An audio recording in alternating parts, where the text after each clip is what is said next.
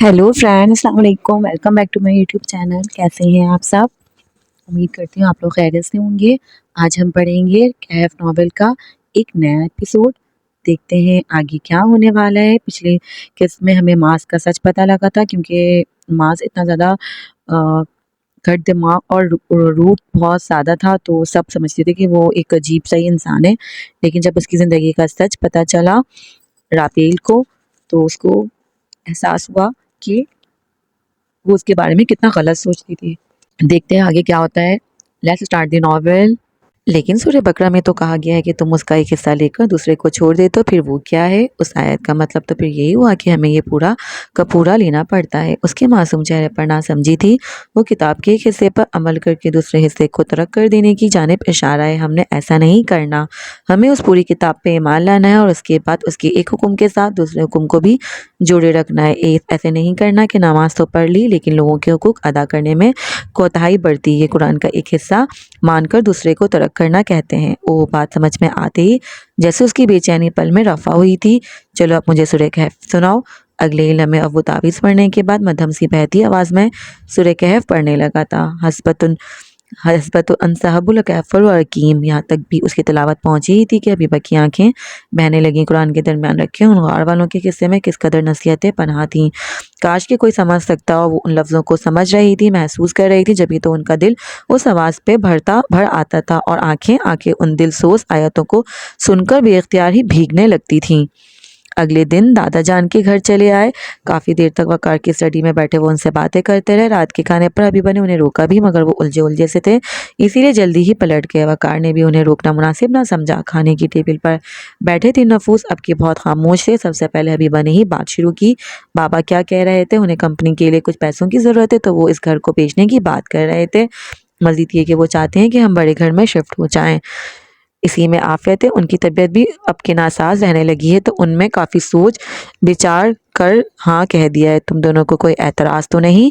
आखिर में ज़रा सी हिचकिचाहट महसूस हुई तो मास्क को उनके लहजे में। हबीबा चंद लम्हात तो खामोश रहीं, फिर मुस्कुराकर उनके जानिब देखा। अगर बाबा की इससे मदद हो सकती है तो हमें उनकी मदद करनी चाहिए वकार।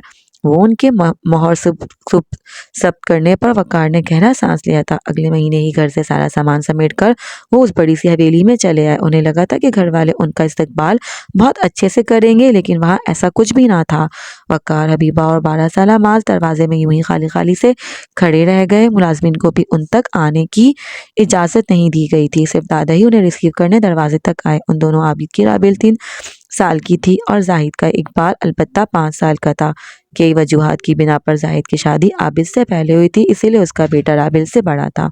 उनके कमरे कुशादा और खूबसूरत थे, जबकि उनकी हवेली के सबसे छोटे पोर्शन में जगह दी गई थी। फिर भी हबीबा शुक्रगुजार रहीं। वकार घर वालों के उस रवैये पर खामोश से हो गए और मास अलबत्ता उस घर में आकर बिल्कुल भी खुश नहीं था। उनके घर में आते ही फरहत बेगम ने हबीबा को अपने कमरे में तलब कर लिया। वो उस समय अपने बुढ़ापे में भी खासी ताकतवर मालूम होती थी और उनके अंदाज़ो अतवार देखकर ही लगता था कि उन्होंने इस हवेली पर कई सालों तक हुकूमत की है। हबीबा सलाम करती उन तक पहुंची, लेकिन उनकी सलामती का उन्हें कोई भी जवाब नहीं दिया गया। बैठो लड़की, तहकुम से कहा गया तो वो उनके ऐन सामने सोफे पे बैठी। पहली तो बात ये है कि ये मेरा घर है और यहाँ के कवानीन भी मेरे ही तय करदा हैं। सबसे पहले तो तुम अपने सर से इस दुपट्टे को हटा। मुझे नहीं पसंद कि तुम मेरे घर ही में रहते हुए मेरे बेटों से पर्दा करो। अगर तुम यहाँ रहना चाहती हो तो तुम्हें मेरी ही मान कर चलना पड़ेगा। हबीबा के गुलाबी से चेहरे पर लम्हे भर को हैरत उभरी थी। क्या मतलब अम्मी? मैं समझी नहीं।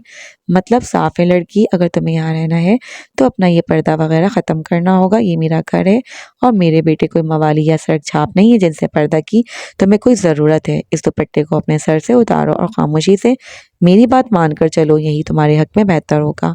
वो बोलकर खामोश हुई तो हबीबा ने नरमी से मुस्कुराकर उनकी जानिब देखा।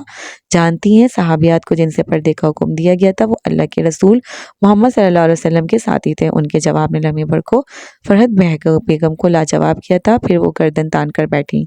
मेरे सामने ज़्यादा ज़ुबान दराजी की ज़रूरत नहीं है। मुझे पता है कितना दीन पर चलना है और कितना दुनिया को देखना है, इसीलिए औरत की आंख में हया का होना काफ़ी है। अगर वो हयादार है तो उसे किसी किस्म के پردے کی ضرورت نہیں، لیکن امی پردے کا حکم تو اس جہان کی سب سے زیادہ نیک اور باحیا عورتوں کو دیا گیا تھا، نہیں تو اس بات پر نہیں چھوڑا گیا کہ تمہاری آنکھ میں پردے ہے تو ٹھیک ہے، کیا ضرورت ہے چادروں کو اپنے سروں پر لٹکانے کی۔ ان کی بات آرام دہ سی وضاحت پہ فرحت بیگم لمحے بھر کو دل ملائے، پھر آئیبرو مزید تیکے کر کے ان کی جانب دیکھا۔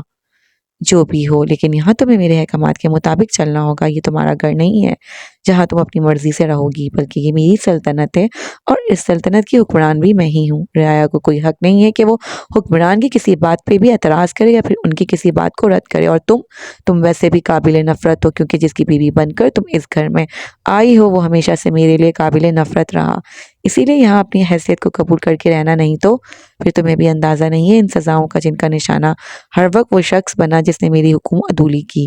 حبیبہ کا دل ایک دم کانپا تھا، لیکن پھر بھی وہ مشکل سر ہلا کر ان کے کمرے سے اٹھ آئیں۔ معاذ جو ایک جانب خاموشی سے بیٹھا تھا ان کے چہرے کو بغور دیکھنے لگا۔ ان کا گلابی سا چہرہ اس وقت اسے بے حد سفید لگا تھا۔ وہ خاموشی سے آ کر بیٹھ کے پشت سے ٹیک لگا کر بیٹھ گئیں، پھر معاذ کو دیکھ کر تھکن زدہ سا مسکرائیں۔ وہ اب کے ان کے عین سامنے آ بیٹھا تھا۔ یہ لوگ اچھے نہیں ہیں ماں، اس نے بے چینی سے حبیبہ کی نگاہوں میں ڈولتی اداسی کو دیکھتے ہوئے کہا تھا۔ انہوں نے آگے بڑھ کر اس کے ماتھے پہ بکھرے بالوں کو اپنی انگلیوں سے پیچھے کیا، اس کی روشن پیشانی واضح ہوئی تھی۔ سب لوگ اچھے ہوتے ہیں معاذ، بس ہمیں صبر کے ساتھ ان کی اچھائی کو تلاشنا ہوتا ہے، لیکن یہ لوگ بالکل بھی اچھے نہیں ہیں ماں، یہاں پر کوئی بھی آپ کو، مجھے یا پھر پاپا کو پسند نہیں کرتا۔ اتنی چھوٹی سی عمر میں اس کی باریک بینی پر حبیبہ نے گہرا سانس لیا تھا۔ لمحے بھر کو انہوں نے اسے خاموشی سے دیکھا اور پھر آگے بڑھ کر اس کے دونوں ہاتھ تھامے۔ دیکھو معاذ، میں جانتی ہوں بیٹا کہ تم انسانی رویوں کو بہت باریکی سے دیکھنے کے عادی ہو، مجھے یہ بھی پتہ ہے کہ تم جسے پسند نہیں کرتے اسے اس کے منہ پر ہی کہہ دیتے ہو، اور اگر نہیں بھی کہتے تو تمہارے چہرے پر اس قسم کے آثار نمایاں ہوتے ہیں جن سے پتہ چل جاتا ہے کہ تمہیں کیا اچھا لگ رہا ہے اور کیا نہیں۔ وہ ان کی تمہید کا مقصد سمجھنے کی کوشش کر رہا تھا۔ اپنے غم کی شکایتیں انسانوں سے نہیں کرتے معاذ، نہ یہ کسی کو پتہ لگنے دیتے ہیں کہ ہمیں کیا اچھا لگ رہا ہے اور کیا نہیں۔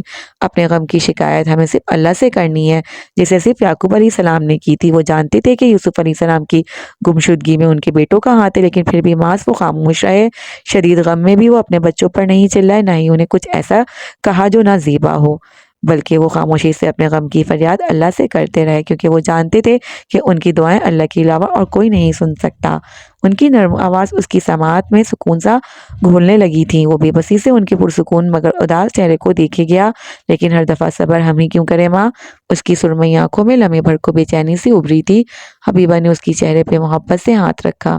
صبر ہر کوئی نہیں کر سکتا معاذ، اللہ ہر کسی کو تپتے صحرا میں ایک بچے کے ساتھ تنہا نہیں چھوڑتا۔ یہ تو کوئی ہوتا ہے بچے کو جو صفا اور مروہ کے درمیان دوڑ کر اللہ کی مدد کا انتظار کرتا ہے، اور پھر ایک وقت تو ایسا آ ہی جاتا ہے کہ بچھڑے باپ کو اس کی اولاد مل جاتی ہے۔ پیاس سے تڑپتے ہوئے بچے کی خاطر زمزم کا چشمہ جاری کر دیا جاتا ہے اور ایک زر خرید غلام کو مصر کا تخت عطا کر دیا جاتا ہے۔ صبر تو بڑے بڑے لوگوں کا کام ہے، کڑا ضبط اور بڑا ظرف رکھنے والوں کا کام ہے بچے صبر تو، اور صبر کرنے والوں کا اجر اللہ کے پاس محفوظ ہے، اس کا بہت بھاری اجر تمہیں عطا کیا جانے والا ہے، بس تھوڑی سی اور آزمائش ہے۔ ان کی باتیں امید کا سر تھما دیا کرتی تھیں، کیونکہ وہ قرآن پڑھنے والی تھیں۔ قرآن والے کبھی مایوسیوں میں گر ہی نہیں سکتے تھے۔ میں کوشش کروں گا کہ ان لوگوں میں شامل ہو سکوں جو صبر والے ہیں۔ شاباش، تمہیں میرا ایسا ہی بیٹا بننا ہے۔ تمہیں صبر کا دامن ہاتھ سے نہیں جانے دینا معاذ۔ تمہیں ابھی بہت سے لوگوں کے آگے کھڑی ہو کر انہیں نمازیں پڑھانی ہے۔ تمہیں ابھی اپنے حفظ کی قرآن سے دنیا کی تاریکی دور کرنی ہے، اور اگر تم نے صبر کا دامن چھوڑ دیا تو کبھی قرآن کا دامن نہیں پکڑ پاؤ گے بچے۔ قرآن صبر کرنے والوں کو دیا جاتا ہے، تمہیں بھی بہت صبر کرنے والا بننا ہے۔ پیار سے ایک بار پھر اس کے بالوں میں انگلیاں چلائی تو وہ بھی گہرا سانس لیتا ان کی گود میں سر رکھ کر لیٹ گیا۔ حبیبہ اب بھی اس کے بالوں میں انگلیاں چلا رہی تھی۔ چند لمحے بعد چہرہ جھکا کر دیکھا تو وہ سو چکا تھا۔ انہوں نے مسکرا کر اس کے ماتھے سے بال ہٹائے اور جھک کر اس کی پیشانی چومی۔ ان کا پیارا سا معاذ اب کے گہرے نیند سو رہا تھا، لیکن اس کے سوتے ہی حبیبہ کی نگاہوں میں گلابی سی نمی چمکی تھی، جسے اس سمے صرف اللہ دیکھ رہا تھا، اور ان کے دل سے نکلتی دعاؤں کو صرف وہی سننے والا تھا۔ اگلے دن وہ کچن میں کھانا بنا رہی تھی کہ یکایک سائمہ کچن میں آنن فانن داخل ہوئی۔ کیا کر رہی ہو بھابھی؟ اچھا کھانا پکا رہی ہو؟ اس نے ایک بار جھک کر ہانڈی میں دیکھا۔ حبیبہ نے مسکرا کر اسے دیکھا تھا۔ اچھا بھابھی، میں تمہیں اچھا بھابی، تمہیں اماں بلا رہی تھی، ایک بار دیکھ کر آ جاؤ، کیا کہہ رہی ہیں؟ چلو میں آتی ہوں۔ وہ سالن کی آنچ مدھم کر کے پلٹی تو سیما نے ایک کمینی سی مسکراہٹ کے ساتھ انہیں پلٹ کر دیکھا اور پھر نمک کا ڈبہ کھول کر مٹھی بھر نمک سالن میں ڈال دیا۔ دوپہر کو سب کھانا کھانے ٹیبل پر بیٹھے تو یک دم ہی سب کے حلق میں انتہائی کڑوے سالن کے باعث پھندا لگا تھا۔ حبیبہ حیران سی کبھی ایک کو دیکھتی اور کبھی دوسرے کو، انہیں سمجھ نہیں آ رہا تھا کہ ہو کیا رہا ہے۔ اور پھر فرحت بیگم نے گویا انہیں ذلیل کرنے کا کوئی بہانہ ڈھونڈ ہی لیا سب ملازمین گھر والوں کے سامنے۔ انہیں وہ ذلت دی کہ الامان۔ حبیبہ خاموشی سے چہرہ جھکائے سنتی رہیں اور ماں سب سے لب بھینچ کر بیٹھا رہا۔ اور پھر ہر روز کچھ نہ کچھ ایسا ہوتا رہا، کبھی ان کو کسی ایک بات پر دلیل کیا جاتا اور کبھی کسی دوسری بات پر ان کے اسلام کا مذاق اڑایا جاتا۔ حبیبہ دن بدن تھکنے لگی۔ وہ دن بھر کوشش کرتی کہ کوئی بھی شکایت کا موقع فرحت یا پھر سائمہ کو نہ ملے، لیکن ہر روز کچھ نہ کچھ ان کے کھانے میں نکل ہی آتا تھا۔ وہاں سب کچھ خاموشی سے دیکھتا رہا اور ایک دن جب سب خواتین کے سامنے فرحت بیگم نے حبیبہ کی گال پر تھپڑ رسید کیا تو وہ رہ نہیں سکا۔ اس نے اپنی ماں کا ہاتھ پکڑ کر انہیں اپنے پیچھے کیا تھا۔ ہاں، اس کا قد اب کی حبیبہ سے 2 انچ لمبا تھا۔ سرمئی آنکھیں غصے سے دمک رہی تھیں اور مٹھی بھینچے وہ کڑی تیوروں سے فرحت کو گھور رہا تھا۔ کیا لڑکے، تیری ہمت بھی کیسے ہوئی میرے درمیان میں آنے کی، اور آپ کی ہمت کیسے ہوئی میری ماں کو ہاتھ لگانے کی؟ وہ ان پر چیخا تھا۔ کئی مہینوں کا لاوا جو اس کے اندر کسی جوالا مکھی کی طرح پک رہا تھا پھٹ کر باہر نکلا۔ یہ میرا گھر ہے، او بھاڑ میں گیا آپ کا گھر اور اس گھر کی سیاستیں۔ مجھے اس سے کوئی سروکار نہیں ہے کہ یہ کس کا گھر ہے، لیکن میری ماں کو اگر آئندہ آپ نے کبھی ذلیل کرنے کی کوشش کی تو مجھ سے برا کوئی نہیں ہوگا۔ اس نے انگلی ان کے سامنے لہرا کر گویا انہیں وارن کیا تھا۔ ایک لمحے کو ساری حویلی میں سناٹا چھا گیا۔ چلتے پھرتے لوگ رک گئے، آوازیں گویا تھم گئی تھیں۔ حبیبہ نے لرزتے ہاتھوں سے اس کا ہاتھ کہنی سے تھام کر اسے روکا تھا، لیکن وہ فی الحال ان کی جانب متوجہ نہیں تھا۔ ابھی کی ابھی میری نظروں کے سامنے سے چلے جاؤ، لڑکے تم نہیں تو مجھ سے برا کوئی نہیں ہوگا۔ خاندان کی خواتین آس پاس بڑھ جمان تھیں، اور یہ لڑکا، اس لڑکے کی ہمت بھی کیسے ان سے اس لہجے میں بات کرنے کی۔ نفرت سے انہوں نے ماں کی جانب دیکھا تھا۔ آپ سے برا کوئی ہے بھی نہیں، کبھی اپنی زبان سے نکلتے لفظوں کو سنا ہے آپ نے؟ جانتی بھی ہیں کس قدر کڑوے لفظوں کی عادی ہیں آپ۔ اس کے لفظ نہیں تھے، وہ کوئی زور ساتار چماچا تھا جن کا نشانہ اب کے فرحت اور سائمہ دونوں کے چہروں پہ نظر آنے لگا تھا۔ حبیبہ نے اسے پیچھے کی جانب کھینچا اور پھر کوئی بھی بات کیے بغیر اسے کمرے کی جانب لے آئیں۔ کمرے میں آتے ہی اس کے گلے لگ کر وہ پھوٹ پھوٹ کر رو پڑی تھی۔ ماں نے بے بسی سے انہیں دیکھ کر چپ کروایا، لیکن اب جیسے سب کچھ اس کے ہاتھ سے بھی نکلتا جا رہا تھا۔ رات دیر تک تھکارنے کے بعد وقار کمرے میں آئے تو دیکھا حبیبہ سو رہی ہیں اور ماس اپنے کمرے میں سونے کی بجائے ان کا ہاتھ تھامے بیٹھ کے سرہانے سر ٹکائے سو رہا ہے۔ وہ دونوں کو مسکرا کر دیکھتے آگے آئے اور آہستہ سے بیڈ پر لیٹ کر دوسری جانب کروٹ لے لی۔ پھر انہیں آدھی رات کو کسی کی تیز سانسوں کی آواز محسوس ہوئی تھی۔ انہوں نے چونک کر چہرہ پیچھے کی جانب گھمایا تو حبیبہ گہرے گہرے سانس لیتی اپنا سینہ مسل رہی تھی۔ وہ یکدم اٹھ بیٹھے، ان کی پیٹھ مسلی، لیکن پھر ہر رات انہیں اس طرح سے ہونے لگا۔ وہ دن بدن کمزور ہونے لگی تھی۔ انہی دنوں دادا کا بھی انتقال ہوا تو ساری حویلی کچھ عرصے کے لیے سناٹے میں ڈوب گئی، لیکن پھر ایک دن وہ ہوا جس نے ماس اور وقار دونوں کی زندگیوں کو گہری اندھیر نگری میں دھکیل دیا تھا، اور جس سے چاہ کر بھی وہ دونوں باہر نہیں نکل پائے تھے۔ اس نے کسمسا کر آنکھیں کھولی۔ کھڑکی کے راستے چمکیلی سی دھوپ اب کے زاویے بدلنے پہ سیدھا اس کے چہرے پر گر رہی تھی۔ اس نے ہاتھ نگاہوں کے سامنے کر کے بے ساختہ اس گرتی دھوپ کا راستہ روکا تھا، پھر سائڈ ٹیبل پہ رکھا موبائل اٹھا کر دیکھا۔ 9 بج رہے تھے۔ پہلے تو اسے رات کو نیند دیر سے آئی تھی اور اوپر سے اب یہ دھوپ۔ اس نے دونوں ہاتھوں کے سہارے اٹھ کر بیٹھنا چاہا تو کندھوں میں یکدم ایک درد سا اترا۔ اس کے منہ سے ہلکی سی کڑھا نکلی تھی۔ ان تھوڑے دنوں میں ہی اس نے لوگوں کی اتنی باتیں سن لی تھی کہ نہ صرف ذہنی بلکہ اس پہ جسمانی اثر بھی ہونے لگا تھا۔ سونے کے بعد یوں لگ رہا تھا گویا وہ ساری رات جاگتی رہی ہو۔ اس کی تھکن گہری ہونے لگی تھی۔ کندھوں پر بکھرے بالوں کو اس نے ہاتھ سے سمیٹا اور بستر سے باہر نکلی۔ اسی پہر ردا کمرے کا دروازہ کھول کر اندر آئی تھی۔ اس نے بے ساختہ پلٹ کر اس کی جانب دیکھا۔ اسے ردا کا چہرہ حد درجہ سنجیدہ لگا، سنجیدہ اور ذرا سا سفید۔ کیا ہوا ہے ردا؟ اس نے بنا پلکے جھپکائے سوال کیا۔ پھپھو باہر بلا رہی ہیں آپ کو رابی، وہ یہ رشتہ ختم کر رہی ہیں۔ بال اس کے ہاتھ سے چھوٹ کر ایک بار پھر سے کندھوں پر بکھر چکے تھے۔ اس کے شانوں پہ یکدم جیسے بہت سا بوجھ آن گرا، آنکھوں میں بے ساختہ پانی بھر گیا۔ کیا؟ لیکن وہ ایسا کیسے کر سکتی ہیں؟ کیا تاریخ خود کو ایک بار پھر سے دہرا رہی تھی؟ کیا وہ بھی حبیبہ کی طرح ذلیل ہونے والی تھی؟ کیا اسے بھی اسی اذیت سے گزرنا تھا؟ کیا یہ گھر ایک بار پھر سے وہی گزرے ایام دیکھنے والا تھا؟ وہ ایسا کر رہی ہیں، اور اس بار وہ اکیلی نہیں آئی ہیں رابی، اس بار وہ خاندان ان لوگوں کو اپنے ساتھ لے کر آئی ہیں۔ اس بار وہ بابا کی عزت کو ہرگز بھی بخشنے کے لیے تیار نہیں ہے۔ ردا کی آواز آخر میں لرزی تو وہ یکدم اس کے قریب آئی، اسے دونوں بازوؤں سے پکڑ کر اپنی جانب متوجہ کیا۔ ردا تم تو میرے ساتھ ہو نا؟ میں نے کچھ غلط نہیں کیا ہے ردا، پھر پھپھو کیوں ایسا کر رہی ہیں؟ وہ کیوں میرا تماشا بنا رہی ہیں ہر جگہ؟ وہ آنسو لڑک کر اس کے رخساروں پر بہہ رہے تھے۔ ردا نے بھی ساختہ اس کے ہاتھ جھٹکے پر شکوہ نگاہوں سے اس کو دیکھا۔ رابیل کی پیشانی پر یکدم پسینہ چمکا تھا۔ آپ نے اپنے ساتھ ہم سب کو آزمائش میں ڈالا ہے رابی، لیکن اس آزمائش کے نتائج صرف آپ کو ہی نہیں بھگتنے ہوں گے، اس سب نتائج کا سامنا ہم سب کو بھی کرنا ہوگا، اور اگر پاپا کو آپ کی وجہ سے کچھ بھی ہوا تو میں آپ کو کبھی معاف نہیں کروں گی۔ وہ کہہ کر پہلے پیچھے ہٹی اور پھر آخر میں اس پر ایک نگاہ ڈال کر دروازہ کھولے باہر کی جانب بڑھ گئی۔ رابیل کی فضا میں معلق ہاتھ بیدم سے پہلوؤں میں آ گرے تھے۔ آنسو یکدم ٹھہر گئے اور سب کچھ گویا رک سا گیا۔ کئی سالوں پہلے جب قریش مکہ نے دیکھا کہ اللہ کے رسول محمد صلی اللہ علیہ وسلم کا دین کسی بھی کوشش سے ناکام نہیں ہو رہا تھا، تو وہ ایک دن ابو طالب کے پاس دھمکی دینے آئے تھے۔